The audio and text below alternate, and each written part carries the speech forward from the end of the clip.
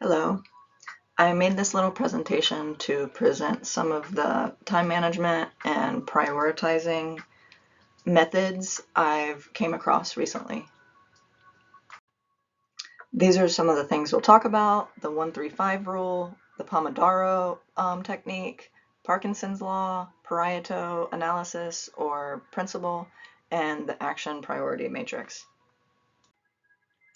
So I started really diving into all these things because there's just a million things to do every day, and you got to make some kind of priority. So hopefully this is helpful. I am testing out all these methods too, so I don't know like what works for me might not work for you. So this is the first one I came across. It's either called the 1-3-5 or the 1-5-7 rule. Um, it basically means like in the morning you will write down one major task that you're going to work on, and this should be like the most important task, and it should be done at the time that you're most cognitively awake. So if you're a morning person, like first thing in the morning, work on this task.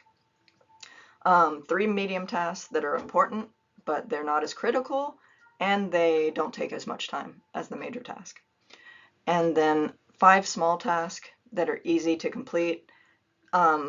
For us, sometimes we don't even have to plan these things. We're going to get 5 small tasks throughout the day to deal with.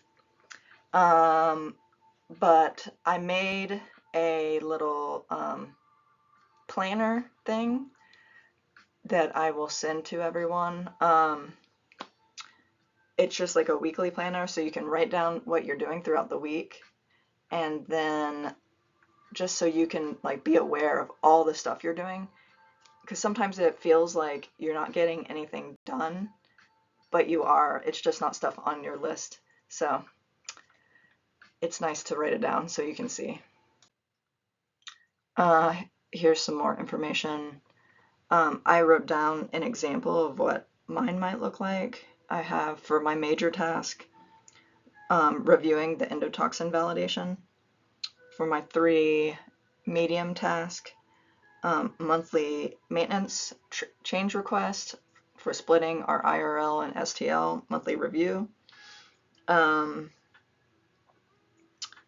I have responding to a Hawaii email. It was quite lengthy. She's asking about product QC regulations, and I started to respond to that and realized like I was going to have to dig a little deeper to have a good response. So that moved from a small task to a medium task.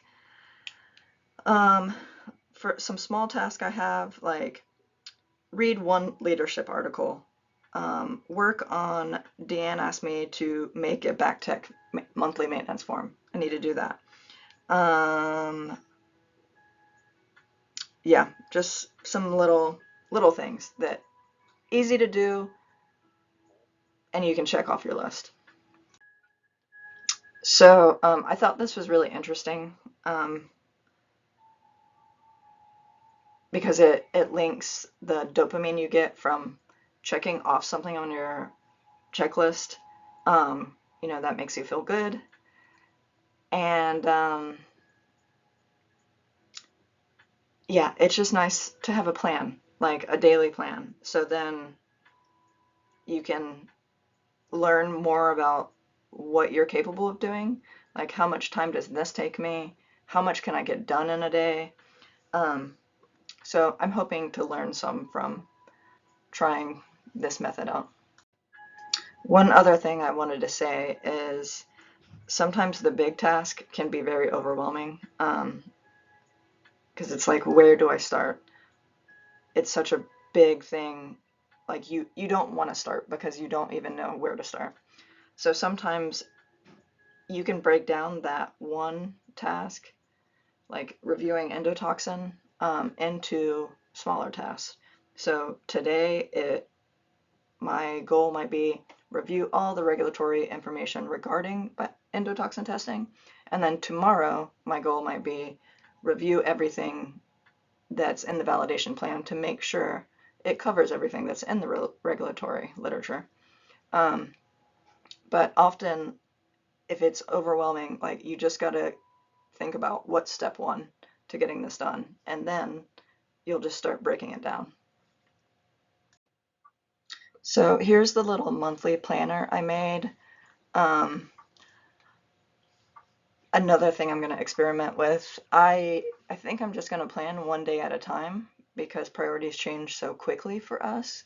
I think trying to plan out a whole week might be not very productive unless you want to focus on one major task the whole week and just the majority of your time is on that. Like if you have a deadline for something, SOP review is due this week. That's my major task for the week. So like I said, I added some Confluence templates to our monthly, I don't know what to call it, monthly task or monthly I did it, I don't know. Just something to track all the achievements that we're doing. So here's an example. There, this is for my notes. It has the date it was started.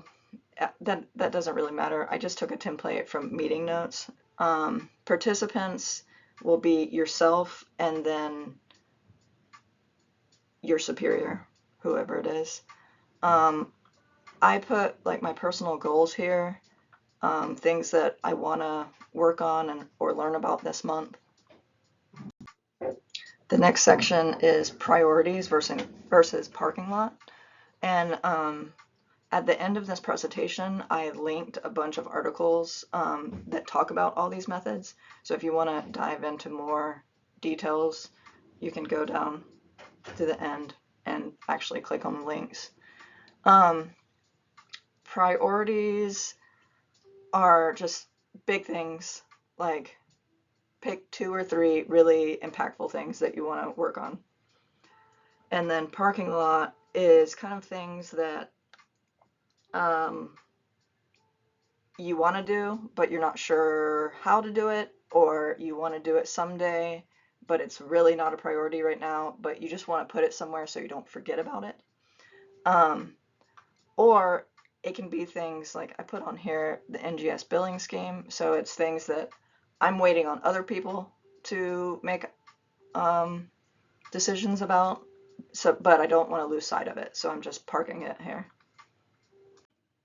And then I added this new little section. I don't think we give each other feedback enough. I mean, like anyone in general. And I think it really should be welcomed and utilized a lot. A lot of people aren't super self-aware, but even if you are self-aware, there's things that you might not see, like you don't see how you're being perceived. So I put in this section here. This is something that I incorporated into my classes when I was teaching. When I was a brand new professor, at the end of the semester or at the midterms, I would put out a survey, and it's start, stop, continue. Like, what am I doing that's good? What am I doing that's not working for you? You're getting nothing from it. And then what would you like me to do? Like, what content would you like added to the class? Or in this case, like, do you need space? Do you need more insight? What do you need help with? So the top one is for you to fill out for your manager or superior. And then the bottom one is for the leadership to fill out about you. So this is a goal to include more 360 feedback, because it shouldn't always be the leadership giving you feedback. The leadership needs feedback too. And then we have a to-do and completed list. Keep in mind, these are just suggestions. This is what I'm going to try. You can try whatever you want and tweak it however it works for you. Because you might question, like, what's the difference between my parking lot and my to-do list?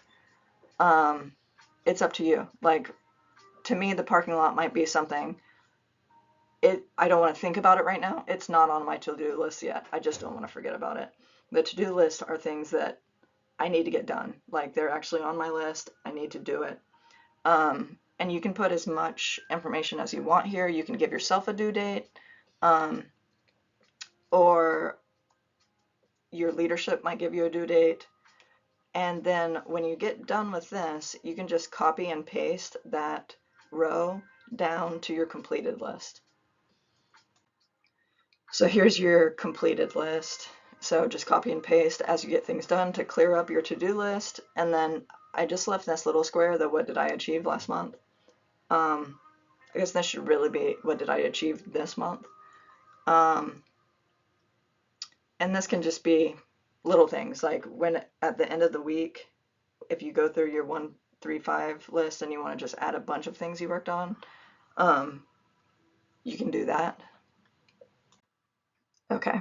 I'm also going to try this. It's called the Pomodoro technique. It's named after Pomodoro is tomato in Italian, and the person that came up with this was using a little tomato timer. And this can go along with the 1-3-5. So the whole concept is you focus for 25 minutes and then take a 5-minute break. So during that 25 minutes, you turn off your notifications, you don't answer your phone. This is a time for intense, deep focus.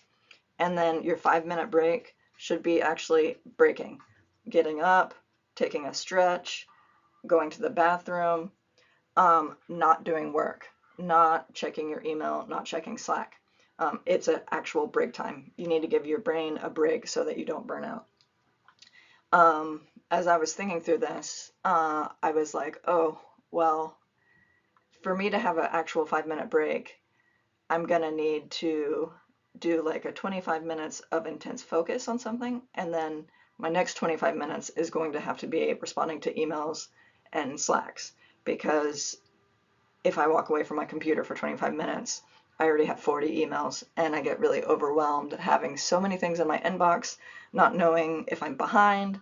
So that's what I'm going to try. 25 focus, 5 break, 25 email catch up, break, 25 focus again. And then at the end of 4 Pomodoros, you're supposed to take a longer break, like 15 minutes.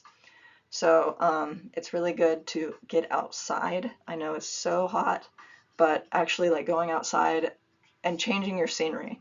Don't stay in your office, go out and see other things other than your computer. And here's some more details, basically just what I said. It helps reduce distractions. You can really focus on things. Don't feel bad for not answering your phone. It's only 25 minutes. It combats procrastination because you're breaking it down into 25 minutes. Intense focus for 25 minutes. Don't let anyone distract you. And then it should prevent burnout because you're taking regular breaks. So that's why the break part is very important. You want to actually break. Don't read your email during your break. Like, take a break. Okay, Parkinson's law is interesting. It basically says that work expands to fill the allotted time you're allowed. So if you have a due date, you're going to expand that all the way to the due date, which is not really necessary because it could only take you 1 week to work on this task. But because you have a month deadline, you're just going to stretch it out, and it's not really helpful. You're not really adding anything to it. So there are some little things to combat this. So this shouldn't be used to set unreasonable deadlines. It's really to be used as a thought experiment. Like, how long will it take me to do this? And as we are all like learning and growing and doing new things, sometimes we don't know how long it's going to take. Like, if we're doing a new task, I don't know. I might have to do some research. I might have to, go diving down a hole to figure out what's going on. So you really don't know. But if it's something that you have done before, you can kind of think back to your previous experiment or experience and say, like, okay, is 1 week reasonable? Do we need 2 weeks? There's this rule, Ingvar's rule. He is the founder of IKEA. So basically, he says, like, what would you do if you only had 10 minutes to get something done? And then he breaks his days into 10-minute increments and tries not to waste those 10-minute increments. I don't know how I feel about that. I kind of feel like that would lead to burnout, but that's just something you can think about if you want to. Okay, then there's the Pareto analysis or principle. It's basically saying time is your most scarce resource, so you need to use it efficiently. It's also called the 80-20 rule, because it basically is saying 80% of all outcomes are traced back to 20% of causes. So this is used in like business and marketing, but for us, the way I view this as, like, when we're doing a new SOP or training, we got to put a lot into that 20% to make sure everyone is educated and understands, and then we're giving it to the lab to do the other 80%. But it's really up to us to make that 20%, the starting 20%, really great so that the 80% can be good. And this is the action priority matrix. It looks kind of similar to the Eisenhower matrix. I don't really love the Eisenhower matrix though, because it says for low priority, low impact, to just delete, and we can't really do that. It's just not an option. So this breaks it down by impact and effort. There's the high impact, low effort, quick wins. Those are awesome, so get them done. Then there's high impact, high effort. So those are big projects. Those are your #1 tasks that you're going to take time on. And then the low impact, both low and high effort, either filler task or hard slogs. These are things that we can probably delegate. It just depends. Is it easier for me to just do it, or is it faster for me to explain to someone how to do it? But delegating is something we have to do. We can't do everything, so we got to get better at that. So these are basically just what I said, an explanation of the different categories for that action matrix. So these are my takeaways. Experiment with some of these skills, see if they work for you, reflect, see if they make you more productive, or if you need to tweak something, if you need longer focus time or shorter focus time. Try new things, set your own personal goals, like I want to do 1-3-5 today, or I want to try the Pareto or the Pomodoro today, and then take what works for you and adapt it. And that's it. I hope this was helpful. And here's the links to the resources.